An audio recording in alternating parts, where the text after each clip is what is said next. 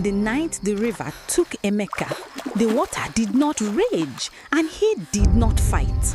He only turned calm and certain and looked at Nkechi, not with love, not with fear, but with the quiet recognition of a man who had just found the person responsible for his death. Before we continue, if this story already has your heart racing, please like this video, leave a comment, share it with someone who loves African stories, and don't forget to click the notification button so you never miss another emotional story from African Tales by Nandu Tales Studio. The elders of Umbara always said that the Odu River did not simply flow, it breathed. On certain nights, when the moon sat low and swollen above the mangrove trees, and the air carried the smell of rain that had not yet fallen, you could hear the river exhale. A long, slow pool of water against rock, like lungs expanding in the dark. Nkechi had grown up hearing this. She had heard it so many times that the sound had become ordinary, the way the smell of smoked fish or the call of the midnight rooster had become ordinary. Things you stop hearing when they are always there. But on the night Emeka asked her to come with him to the river's edge, she heard it again. And for the first time in her 22 years, the sound made her afraid. They had been together for 3 seasons, long enough for their names to become one word in the mouths of the village women, long enough for his mother to begin gathering the fabrics for the bride price conversation that everyone expected, but no one had yet dared to begin. Emeka was a man the village was proud of, broad-shouldered, soft-spoken, with a laugh that arrived slowly and stayed long. He repaired fishing nets by day and read old philosophy books by candlelight, and he had a habit of pressing his palm flat against Nkechi's sternum, not her chest, not her face, but the center of her, as if he were listening for something that lived beneath her heartbeat. She had loved him for exactly that certainty of him, that heaviness. On the night he led her to the Odu, he was carrying a small clay pot sealed with black wax, and he would not tell her what was inside it. The ceremony was not supposed to involve them. It was a ritual for elder fishermen, those who had lived past their 60th year and wished to make peace with the water before their bodies gave out entirely. A confession of sorts, a spiritual accounting. The Odu was believed to be a living witness, a divine arbitrator that could sense the wake of a man's conscience the moment he knelt at its edge. Liars, the old women whispered, had drowned in its shallows. Adulterers had heard their own names screaming back at them from beneath the surface. And those with clean hands, those with no hidden rot, were said to receive a blessing so quiet and complete that they wept without knowing why. Emeka had told her, his voice low and careful, that he needed the river to see him, to see what he was carrying. He had squeezed her hand once, kissed her temple, and asked her to wait on the ridge while he descended to the water alone. She waited. She counted her breaths the way her grandmother had taught her to do when fear came. In through the nose, 4 counts, hold for 7, out through the mouth for 8. She watched the candle-colored reflection of the moon ripple across the surface of the Odu below. She saw Emeka reach the bank. She saw him uncork the clay pots and pour something dark into the water. Something that did not mix with the current, but instead hung suspended, like ink dropped in glass. She saw him kneel. She heard him speak, though she could not make out the words from where she stood. And then came the sound. Not from the river, not from the trees. It came from somewhere underneath all of it, from the place where sound is not yet sound, but only pressure.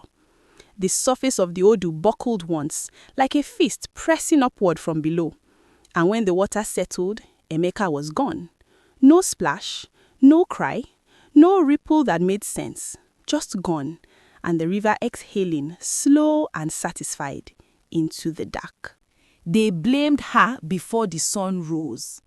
It was not a decision anyone announced or agreed upon. It happened the way blame always happens in close places, organically, like mold, spreading from whisper to whisper until it had covered everything. By the time the fishermen dragged the shallows the following morning and found nothing, not a sandal, not a thread of his wrapper, not even the clay pot she had watched him carry down, the story had already been told and retold enough times to calcify into fact. Nkechi had been seen alone on the ridge. Nkechi had been the last person with him. Nkechi's family had debts that Emeka's family had quietly been covering for 2 seasons. And Nkechi, when asked to explain herself, had said the truest thing she could, that she had simply watched and then he was gone, which to people who needed someone to punish sounded exactly like a confession. The years that followed were a specific kind of suffering, not the sharp, clean agony of grief, but the dull, persistent bruise of being present in a place that wished you absent. She was not driven out, no one threw stones, but she was made invisible in all the ways that mattered. Her name disappeared from the guest lists for naming ceremonies. Men who had once greeted her by her father's title now looked slightly past her face when they spoke, addressing some point on the wall behind her. Children were pulled away from her in the market, and Emeka's mother, a woman who had once called Nkechi daughter and braided her hair in the style of the river women, now crossed the length of the entire market square to avoid walking through the same corridor of air. Nkechi endured it. She planted her cassava, tended her mother's illness, carried water, and said nothing, because there was nothing to say. She had been at the river, he had gone into it, and the river had decided to keep him. What no one knew, what Nkechi herself did not know how to name for 7 long years, was that she had seen something in those final seconds before the water closed. Just before the surface buckled, in the last half-breath of stillness, Emeka had turned and looked up at her. Not the way a man looks at the woman he loves, not with warmth or longing or even fear. He had looked at her with something flat and ancient in his eyes, something she had never seen in him before and could not locate the word for in any language she knew. Recognition, maybe, but colder than that, like he was confirming something, like he had always known this moment would come and had been waiting to see whether she would be standing on that ridge when it did.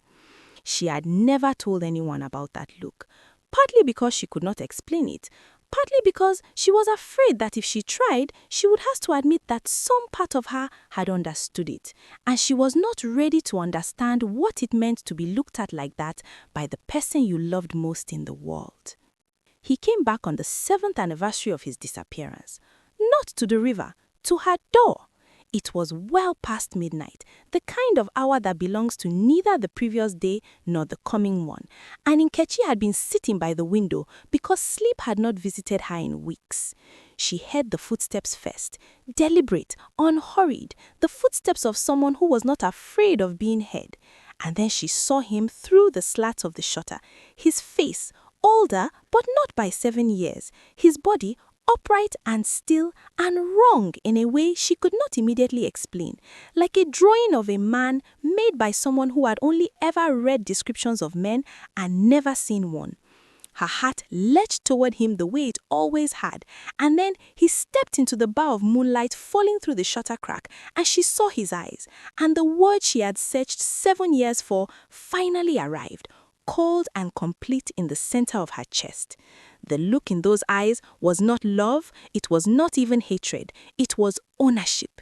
He raised one hand slowly and pressed it flat against the wood of her door, not her chest, not her face, but the center of her, exactly the way he always had, and whispered just loud enough to reach her through the wood, "I know what you did, and I have come to make you remember."